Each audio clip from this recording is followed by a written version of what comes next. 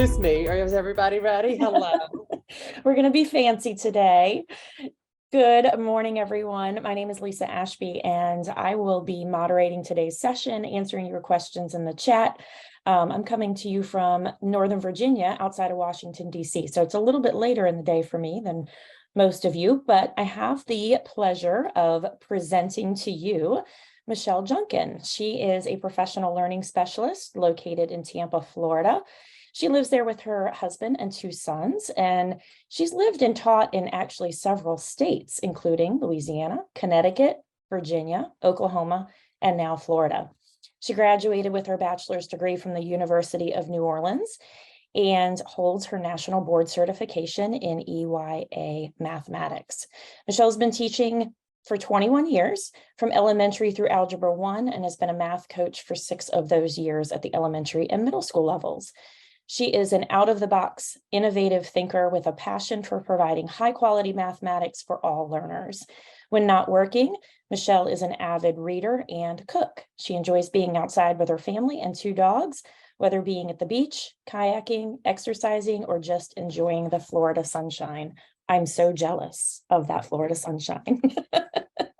I know, and I'm not sure where you guys are coming from, but I have to say we're at a balmy 80 degrees or so today. So yeah, welcome, very formal sounding and that kind of thing. I want you guys to know I am here to show you some things that you can do as administrators in ST Math, but I also want you guys to know that if you've got questions or you need clarifications, Lisa is there to answer that for you.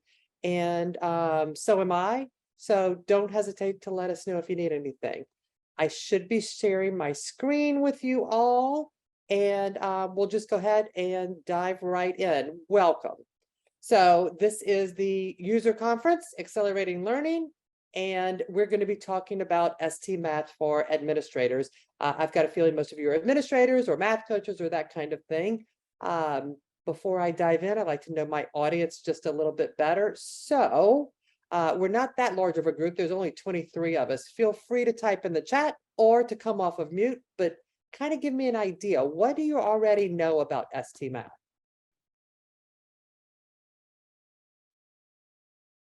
Oh, Jesse, 24 degrees in Utah. Yeah, no, cold weather is not my thing. Oh. Fairly new user. Okay, thank you. No words, excellent conceptual knowledge. Kids love Gigi. Right, Jesse? That's like kind of more than half the battle, right? If your students are already enjoying Gigi and kind of buying into it, at least you're not fighting them to get them on the program. So that's good. Kids love it. Explore abstract concepts. Okay. A visual gaming program to build conceptual understanding. Awesome. So you guys have a pretty good background knowledge about what our program is and what it does. If there's any part of today where you need more clarifications or anything like that, let me know. Teachers are learning a lot about math. John, you know what? Especially I think if they're the elementary school teachers, that definitely happens because they're generalists, right? They teach a little bit of everything. And so the idea of having math and becoming more knowledgeable in that subject area could be challenging for a lot of the teachers. So we're just going to take a minute or two here. I just dropped a link in the chat. This is Gigi Cycle. It's a 3rd grade game in our ST Math program. And I just want you guys to kind of feel it like a student does. Administrators oftentimes don't have a chance to get in and play our program and see what it's like. So I want to give you maybe a minute or a minute and a half or so to just get in, play this game a little bit. And then I'm going to have you come back and tell me what you're noticing and wondering.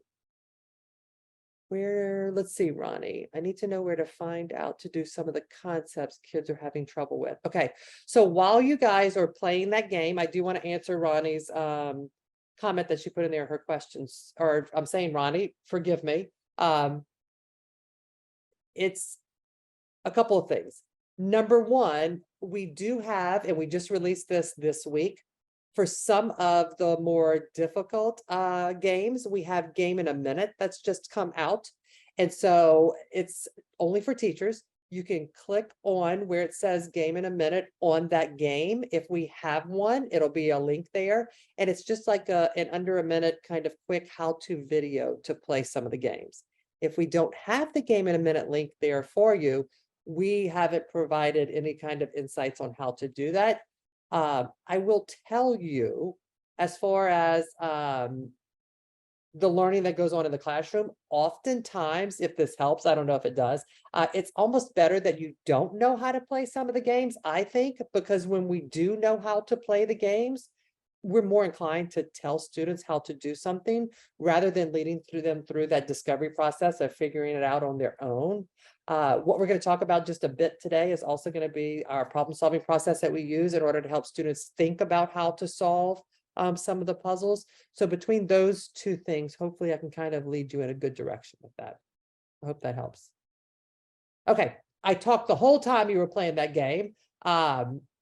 Anybody want to share things that they're noticing or wondering as they're playing GG Cycle?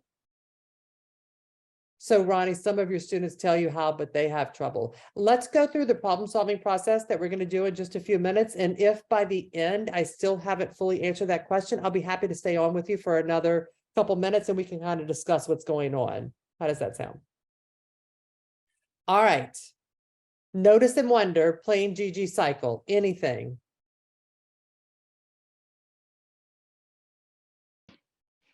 If I can jump in, I Please. didn't know what to do, so I put the balloons right on GG, and then GG went forward, and I said, "Oh, I got to put it where he's going to end." Okay, so you didn't know what to do. You made a guess. You put the balloon somewhere. Did you get some feedback that helped you figure out what you were supposed to do? Yeah, the balloon went up without GG. Very good. Balloon went up without Gigi. You had to modify what you initially thought, right? And then make some changes there. Thank you for sharing that, Keith. Anybody else? So Anne's agreeing with kind of what you said, Keith, about you always have to start by making a guess. You don't always exactly know how to play that puzzle. Jesse, same thing. First one was a guess, but that helped you figure out what to do next. John, we are going to talk about the journey towards the end of our time today. So if I haven't answered all your questions, let me know, but I promise you we will be getting to that too. All right, any wonderings as you were playing?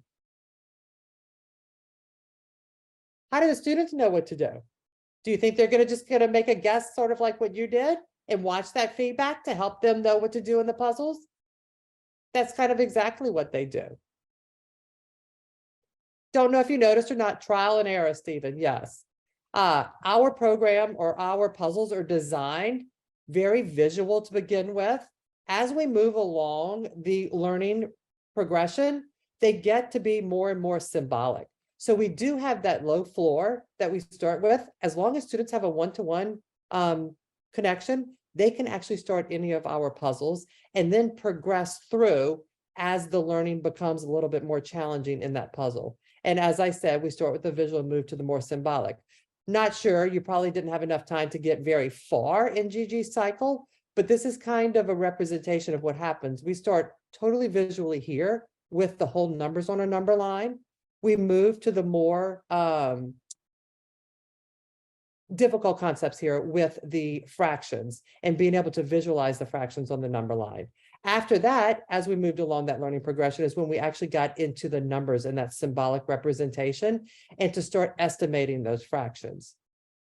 Who's Gigi, you might be asking, although it sounds like many of you already have a pretty good idea of who Gigi is and the program. If you're not aware, Gigi is our ST Math ambassador, if you will. Gigi is there to guide students as they problem solve, a comforting companion to students as they productively struggle with ST Math, helps them persevere. We don't assign any age or gender or any other identifying characteristics so that Gigi can be whoever students need Gigi to be. Our program is set up in a way that students are on their grade level journey. Someone was asking about that in the chat. So the grade level journey is where the students are assigned. So if we have a third grade student, they are assigned a third grade journey. This is grade level curriculum. It's standards aligned. And just know that we have the standards sequenced in a way to scaffold student knowledge. The concepts build on each other as they work through their journey. Our mathematicians and neuroscientists have created the optimal path through the ST Math grade level content. I do want to bring up, since we are here right now, this is different since that participant, at least I'm not sure who that was asking about the difference between the grade level journey and doing those assignments. Assignments you can assign outside of a grade level. You can assign them in a different order at the grade level. And those will all be in this assignment house that you see up here on the screen, versus students just coming across and playing those grade level standards in their journey, which is right here. We encourage students and teachers having their students stay in that grade level journey. You can personalize, like I said, with those assignments outside of it, but we want to make sure that we are exposing all students to those grade level standards, because we know that that's what they're going to be held accountable for and responsible for at the end of the year. The journey can't be modified, but those assignments can. And we are going to talk about that in a little bit more depth as we move into the later part of today. So thinking back to that game that we just looked at with Gigi's cycle, sometimes when you walk into a classroom, you're not sure exactly what to say to get engaging with your students, or to have your students and ask them questions and that sort of thing. Just keep in mind Gigi and what we talked about as far as Gigi is concerned. A good way to kind of break the ice when you walk into a room, see a student playing in ST Math, is just to say, what's Gigi doing in this game? It's a nice way to start a conversation with the student without actually having to know specifics about the game that they're playing. Michelle, before you move on, there's Yes. a great question in the chat from Keith about, does the journey adjust to where there are gaps, where students might have gaps? Oh, thank you, Lisa. Great question, Keith. So it does not. In kindergarten through 5th grade, students are in their grade level journey. Those are, like I said, those standard aligned puzzles that students are going to have and that they're accountable for their grade level, where you can make adjustments if you need to and pull in that differentiation piece is through assignments. So grade level journey is going to be just where the students need to be for their grade level standards. All right. When you walk into classrooms and you see teachers interacting with students, be that as a whole group, small group, individually, we encourage them to use the problem-solving process. This is a process that supports how the students' brains work naturally and how students are learning. They're encouraged to notice what's on the screen. After they notice and wonder things that are there, they then make predictions and also provide justifications as to why they think they need to do certain things to solve a puzzle. They test and observe and get that feedback, just like you did when you were playing Gigi Cycle. And then based on what happens when they play the game, they're going to analyze and learn. Did they get a puzzle correct? And if they did, how can they use what they just learned to help them solve a new puzzle? If they didn't get it correct, what can they go back in and notice and wonder or see that they got in that feedback in order to go back and actually modify their thinking and make changes in order to get the puzzle successfully the next time. So I do want to actually show you a puzzle and how we might use it. And so I am going to come to a puzzle here, just for you to be able to see a quick little example of what goes on in a classroom should you walk in and see this happening. This first part is that notice and wonder. It would be teachers asking students what they notice and what they wonder about a puzzle, whether it's an individual one they're working on or a whole group one.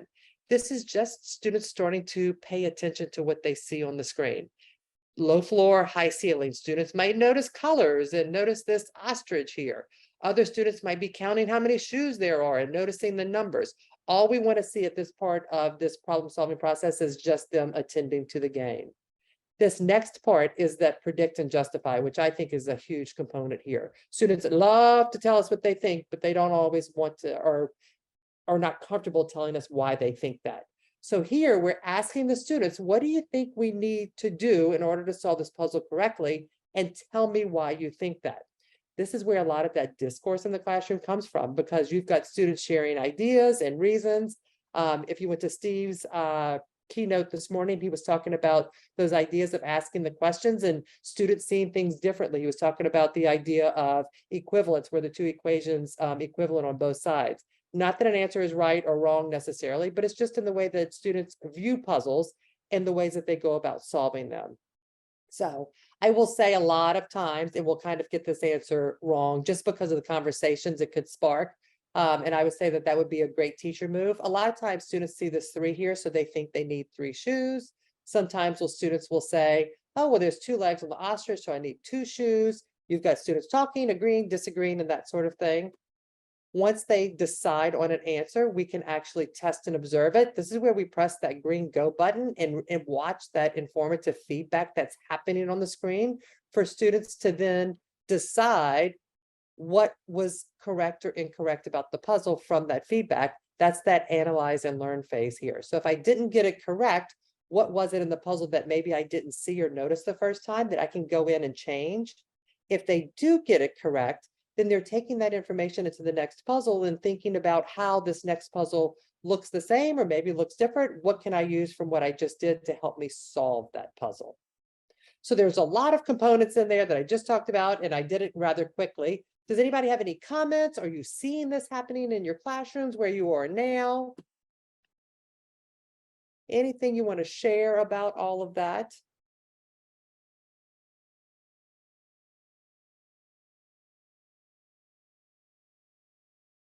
All right, Lisa, I'm not seeing anything there, but if something pops up, let me know. If not, we'll just kind of move on a little bit. I am going to drop a link in the chat for you guys. These are the problem-solving process bookmarks that we have.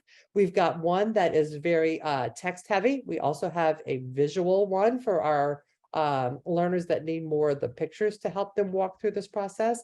We've got sentence stems there. We've got posters, all kinds of resources that your teachers could be using.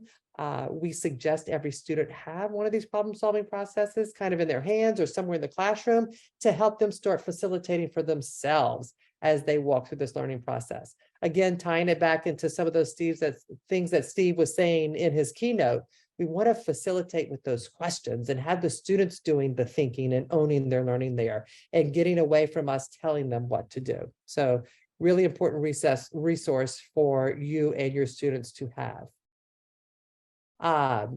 Any manipulatives your teachers would normally use to teach certain concepts, we want to make sure that students have access to when they're using ST Math, paper and pencil, whiteboards, anything and everything that's going to help them learn the concepts is more than welcome. It actually helps them take their thinking off the screen and put it on paper in front of them. So we want to encourage that. Also think it's really important for you guys to know our mission statement at mind, which is to ensure that all students are mathematically equipped to solve the world's most challenging problems. And I want to take a second because I always find it interesting to hear what my participants are thinking. Right here, this mathematically equipped. What do you think we mean by that? I mean, it sounds great, but what do you think we mean by mathematically equipped? Feel free to come off of mute. If not, Lisa will read our chat stuff for us there, but I want to hear what you're thinking.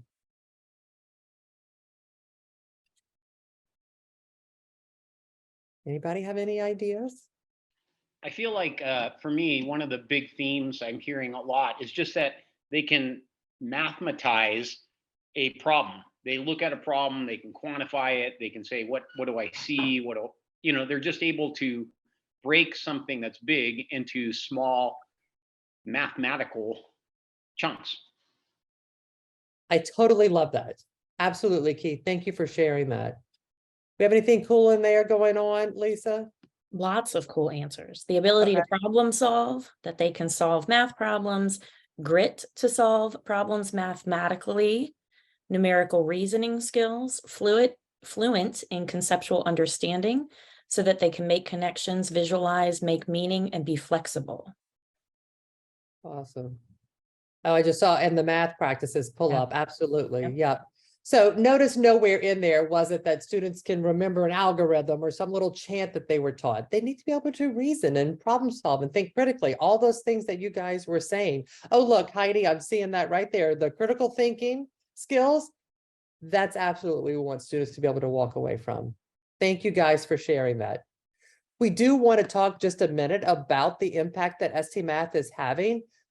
When we say that we want to create these problem solvers and students that can think outside of the box, if you will, right? ST Math did not ask for the survey. West Ed is just a third-party company that does some of these research and statistics. And what they did was they wanted to see the impact that ST Math was having on students in the classrooms versus those schools that didn't have ST Math. So they took the end of year state assessments for 11 different states here, which incorporated this many students in this many schools. It was a wide reaching survey that they did. And you can see the statistics here pretty simply for the schools that actually had ST Math versus the schools that did not. There was a 13% percentile difference in the schools that were using ST Math versus those that weren't. And so in adding to that, we need to make sure that we bring up both of, oops, my apologies, both of the metrics that ST Math uses to monitor and to look at student progress in math. And we use two, like I mentioned, we use time, but we also use number of puzzles solved. In addition to students being in the program, it's very important that we're looking at the students not only just being in it and using that time, but using it productively and actually being in there to solve those puzzles. And so this is just kind of our breakdown that most impactful learning happens when this puzzle and time component is being met with fidelity. Of course, any time spent in ST Math is useful, good time, but these are just some of the metrics that we use to measure the most success there. Really quickly, if you're not logged into your ST Math account, I would encourage you and invite you to do that because I'm going to show you how to sign up for one of our emails and then just show you a couple things that are on your educator console. If you don't sign into your account, that's okay, because you can just kind of watch what I am doing and then take notes for later. So again, I welcome you to do it with me, or you're welcome to watch. Couple things on your educator console or your admin console. First of all, the page will automatically populate according to the classes that you have. So in my demo account here, these are all of my classes in my school. I can look and see all of the progress. We've got a lot of data columns here that you can look through that you can see for each individual class. If you wanted to, you can actually click into each of the classrooms. Whoops, of course, I got logged out. We'll try logging back in again. You can click into each of those classrooms and see the progress that's being made in those classrooms for those teachers, just kind of for you to see an overall summary of what's going on in your school. Right next to, and I'm on this toolbar right in the middle of the screen, right next to classes, you're going to see usage, students, and then report. I want to highlight this report tab here. So if you come over to report and you click on that, you can see the reports that are available to you. Down here, you can choose your date range that you want to look at. We've got it separated out according to weeks here. You'll be able to see your school as a whole right here in the middle. And then down here, it will break it out according to each grade level. You can see the average number of minutes that students are playing, the average number of puzzles that they're solving, how many students are in the grade level, a lot of interesting data for you here. And then a little further down the screen is where it will break it out class by class by class. So you can actually click into the classes here with the hyperlink, or you can just look at the data points that we have for you available there. So wanted you to know that this was available and that that is there for you to kind of get that whole kind of picture of what your school is doing. If there are things in here that you want to make sure that you see more than others, I'm coming back to this classes page here. You can come over on the right-hand side to this columns tab, because sometimes when you log in, I know as an administrator, you've got a lot of other things that you need to be doing. You just need to see and focus in on a couple of things. you can actually come to that columns tab and adjust your columns to show and not show what you want. Meaning, I'm sorry, I'm thinking ahead as I'm talking. So like right here where I have student count, you don't necessarily need to know how many students are in every one of those classes. You can take that data point and move it over here and hide it. It just will make your screen a lot more easy to read if you take out those data points that you don't really need to see every time you walk in. The other thing that you might want to do, and I just want to point out both of these, your average puzzle goal progress is something that you want to kind of maybe focus in on when you log in. That's how much the students are progressing through their grade level journey. So that's kind of something you want to keep tabs on. In addition to this total alerts, yours may say total alerts, it might just say alerts, it's the same thing. But this is kind of ST Math's way of saying your students in these classes may or may not have an issue with ST Math. If you get a certain number of alerts, it could be students that are getting frustrated and they're not able to move on. You guys, if you're not aware, it's 100% mastery based. So a student has to master the puzzle that they're on before they can move on to another one. And so I tend to think that these two data points are things that you want to keep at the top of your educator console. So it's easy to look at and see when you log in.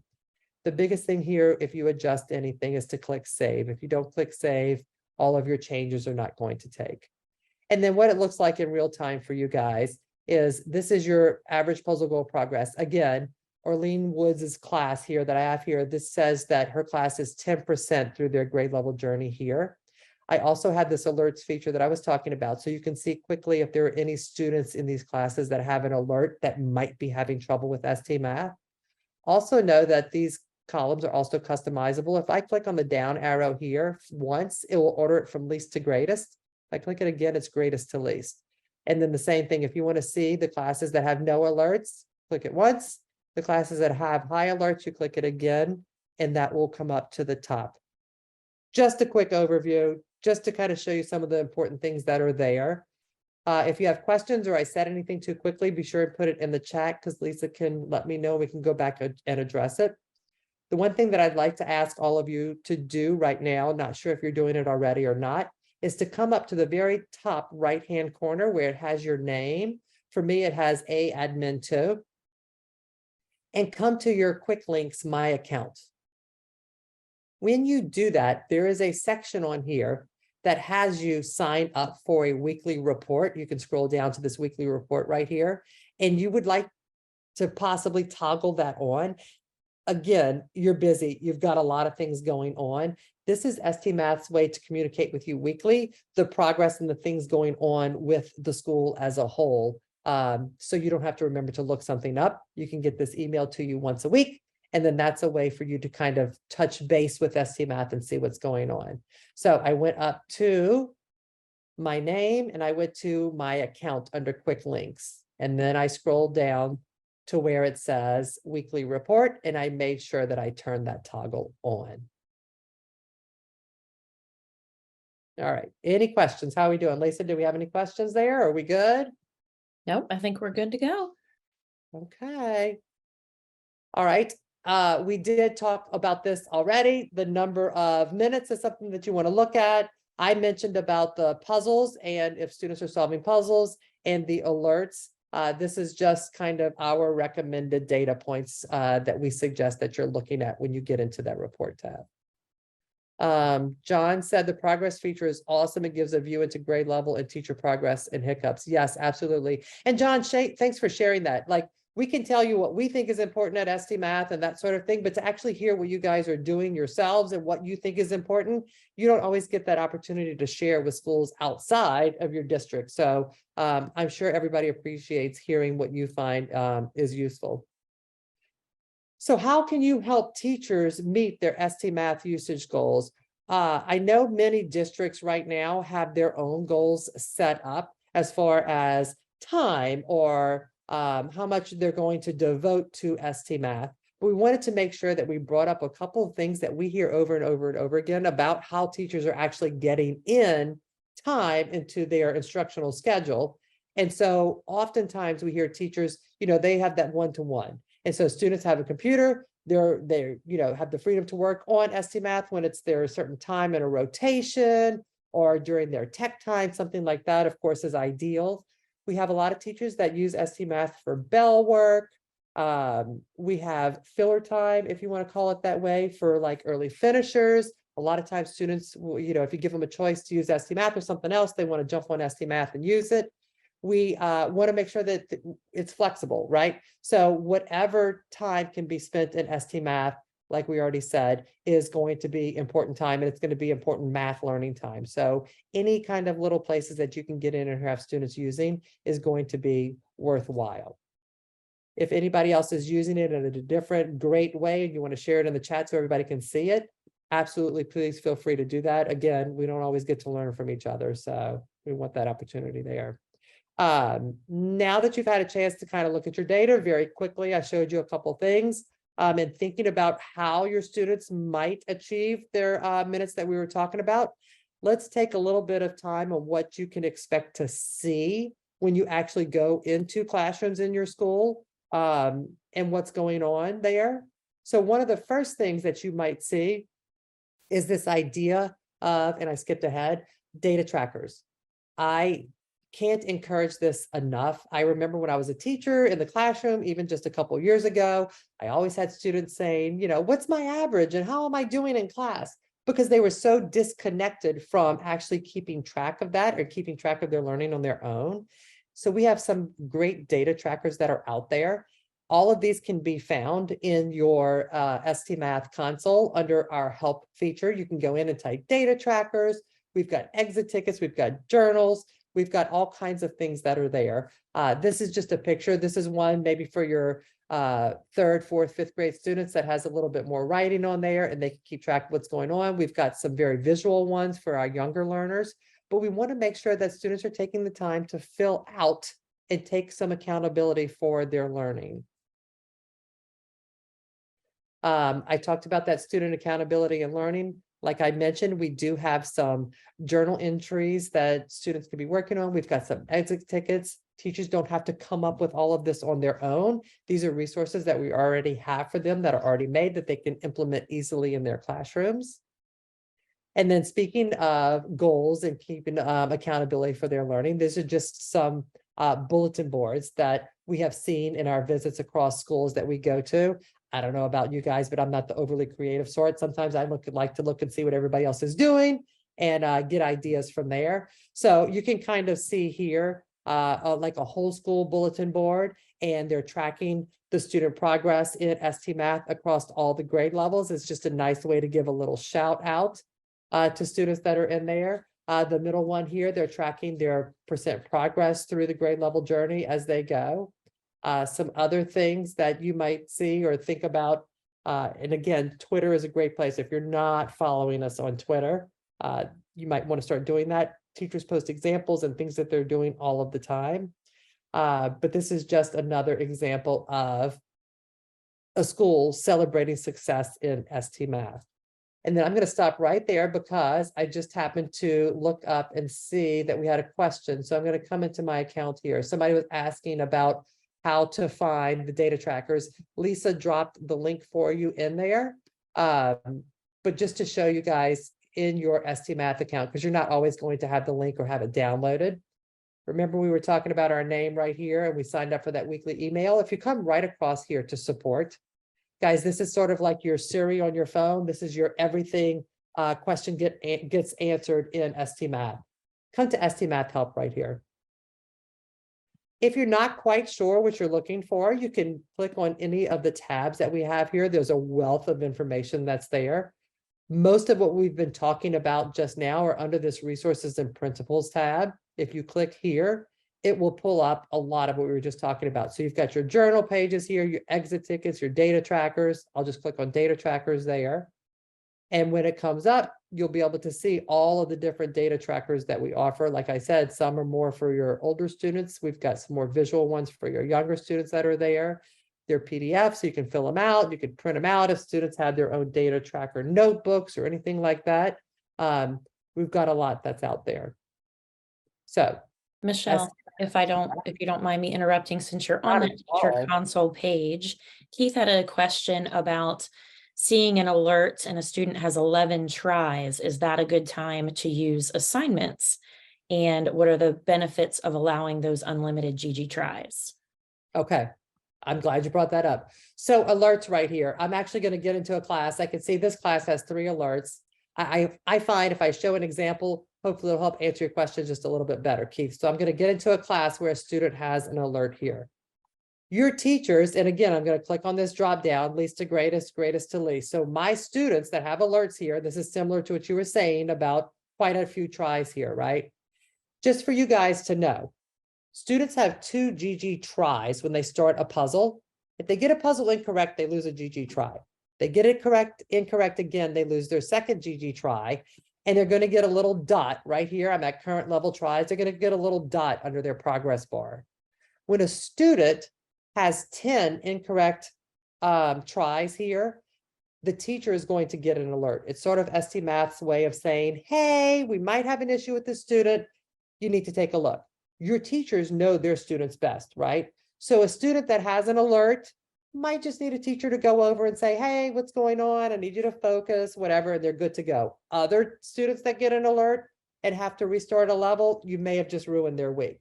So it's kind of ST Math's way of saying, we want to make sure that students still in productive struggle. We don't want them to get frustrated. So think about it. If you've got a student that's at 12 or 17 alerts, chances are that they're getting pretty frustrated, okay? They've already gone through the process. They've lost their lives. They're having to start their level over again.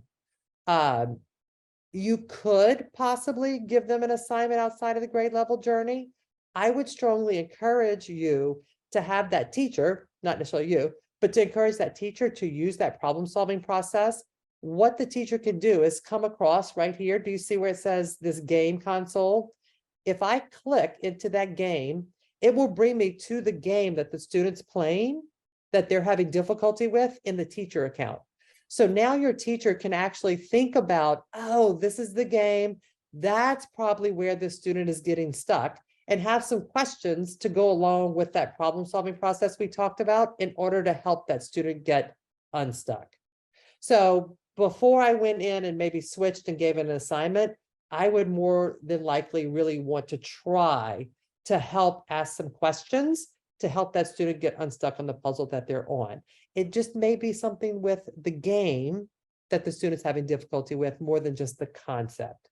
So I guess what I'm saying kind of in a nutshell would be, I wouldn't be assigning an assignment at a different grade level right away. I would definitely try some other things first before I went there. So Lisa, did I answer all the parts of that question? Yep, I think you did. Okay. Anybody else want to add on to that? Of course, I want to give you guys what you need. So anything else to go along with that? Okay. So we'll come back here. This was just another example of a GG poster across the school, students using the bulletin board and the teachers just being able to track as a school-wide. It gets everybody excited. You start building that GG culture, which is what we want. We want students and teachers to be excited with everything that's going on with GG and ST Math. So we do have some walkthrough forms. I'm dropping the link in the chat for you. Don't know if when you go into classrooms, teachers like that feedback and that kind of thing, but this is just for a way for you to have some look fors, maybe some possible strategies you could give to teachers just to have that conversation and to facilitate that ST Math progress in their classroom. I am also going to drop in the chat a welcome video. If your teachers haven't started using this, it's something that they could actually just put up and then have the students see it. It kind of walks through what ST Math is and talks about all of the things that are going on. If you have a family math night, you've got families coming in, this is something that you could show to the families or send out, just so that we're informing everyone about what ST Math is and this great program and how it's going to help all of your students. So Kimberly put there that the teachers appreciated reordering the lessons each year. Is that still possible? They're not finding that option. So Kimberly, I'm gonna ask a follow-up question to that. When you say reordering, they're just changing the journey order. They're not changing necessarily the grade level. Is that what you're talking about? Yes, in the past, it was really, under like the older platform, it was really easy to reorder. And so our teachers put it in the order that they taught it, but yet the kids were a little front loaded. And now it's just not as easy to do that. So Okay. is there some like suggestion, or could you model that for me so that I can support them with that? Absolutely. And so this is the way that I find it the easiest. It's not the only way to do it, but I am back on my console tab here, and we talked about support already. I'm right here at curriculum. And this is for anybody else that's we're talking about assigning an assignment outside of a grade level. This could be for reordering the journey, anything. I'm going to come to curriculum here, and then I'm going to come to all learning objectives. And Kimberly, I just want you to know that if you don't follow me step by step by step, it's okay. When you go to that support tab and type in how to assign an objective or something like that, it will come up and tell you how to do it too, okay? So all learning objectives there, it will populate when it pulls up automatically according to the ST Math journey. So if your teachers are talking about reordering the journey, you're more than likely going to want to keep it here. For those of you that are actually thinking about just doing it according to standards, you're free to change that to standards. So you can do it either way. You've got access to all grade levels, pre-K through 8th grade, but let's just say, Kimberly, it's your 3rd grade team that's talking about reordering the journey. If you come in here, this shows you all of the journey lessons that are here in the order that they come in. Yeah. Let's just say this properties of multiplication. If you come in here and that's what you want to look at, you click on that hyperlink there. This is where you assign it. So you would click on assign the objective, which class you'd have to choose which class you were assigning it to, and then you can do it for everyone, or you can do it for individual students here. So I think they were wishing to do the whole journey, not having to assign. You used to be able to move it so that the whole journey for your whole entire class would populate in a certain order. Okay. Is that still available? Not like if I'm thinking like you're thinking, no. Like if I could just come here and take, this and change it to this and change it to that, you can't do it that way. The only way that they'll be able to do it is if they take this journey and reorder it and make it all assignments. Yeah, that's what they miss, is the ability to just used to be able to just move them around, and then it did that. So they would do that at the beginning of the school year to correlate what they were teaching. I don't know if they could bring that back. That'd be fantastic. Right. So I just want to show you while we're here, and I think this is useful for all of you while we're in here. And I know it's 1:20, and so if you have to pop out or you need to pop out, feel free to do that, because we really only had one more slide left. And so we're not missing out on anything. But I do want to show you. So I'm going to come to my demo account right here. Kimberly, if your teachers were to reorder everything at the beginning of the year the way that they wanted it to be, if they come over here to objectives, and then they've reassigned everything in the journey the way that they want it to be, all they have to do when they have these assignments, and I don't know if you saw where I went, I apologize, I'm talking as I'm doing it. No, I'm pretty familiar, so I know what you're, So I came right here to objectives, and then I came to assignments. Right down here are my class assignments. So this would be the journey that they've reassigned in whatever order. Over here is where they can take those assignments and move them up or down or take them off. This is would be the easiest way for them to order them in the way that they wanted to. So they actually have to assign it first and then go in and reorder it after that.